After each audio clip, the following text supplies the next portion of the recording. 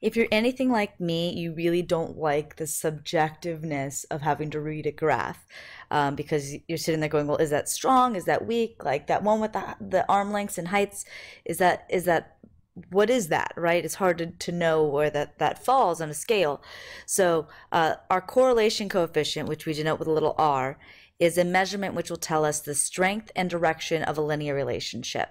Now, the most important, I think, in my opinion, word in this entire sentence is linear relationship.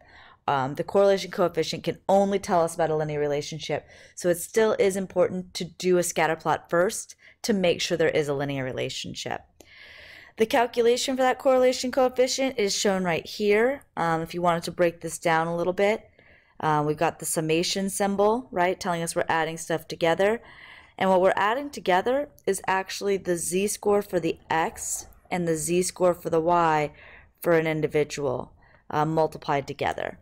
So what's going to happen here, just to quickly kind of show you on a scatter plot, if we have somebody here, and say this is all of our points or whatever, we have a nice positive trend.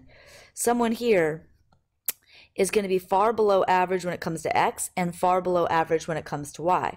So they're going to have a negative z-score times a negative z-score, which is going to equal something positive, right? Whereas like this person up there, well, there'll be a positive times a positive, and that'll still be positive. So we're going to add together a bunch of positive things, making our correlation coefficient positive.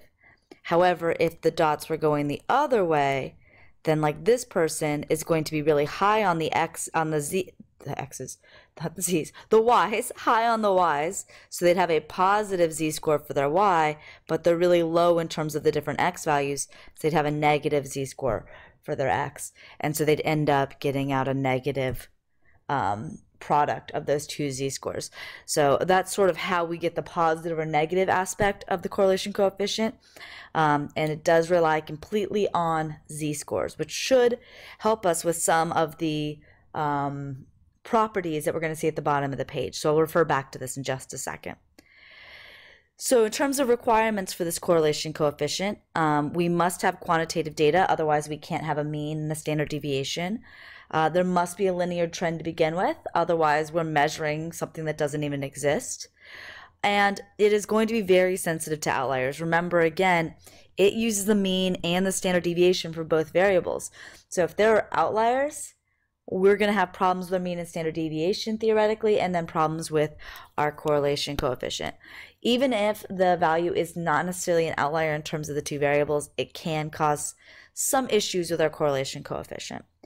And then since we are using z-scores, we do need both of our variables to be normally distributed. So theoretically, you should be doing a scatter plot to make sure that your two variables are linear, and then you should also be doing two separate histograms for each of your variables to make sure that they're normally distributed. There's also something called a QQ plot that you could do instead, that when you have smaller data sets will let you look and see if your data is approximately normally distributed. So anyways, biggest, most important things here, linear trend, and that this idea that we do need nice, pretty, symmetric, normal data for both of our variables to use the correlation coefficient. So, attributes. I'm going to go ahead and note this one here because when I was talking about those z-scores.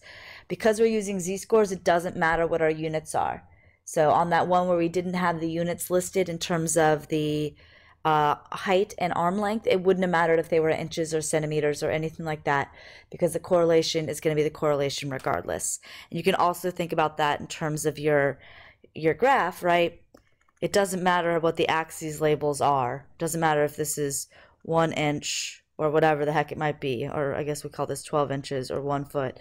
They're going to be the same regardless in terms of the strength of this. The other piece that I'd like to put here,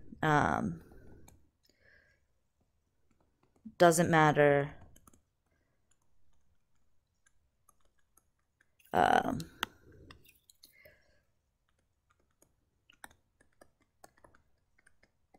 which of our variables is x or y.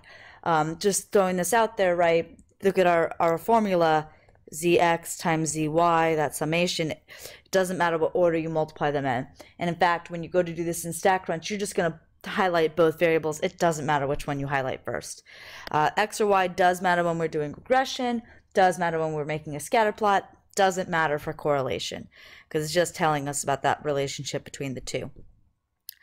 Now to look at the other pieces, our correlation coefficient is always bounded between -1 and 1.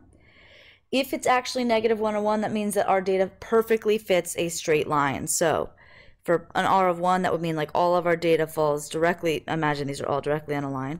They don't have to be evenly spread out, but every single point would fall directly on a line. So if you were to do something silly, like look at temperature in Fahrenheit and temperature in Celsius, well, we know that that's a linear relationship between the two. So if you were to record that, we should see a perfect linear trend between the two things.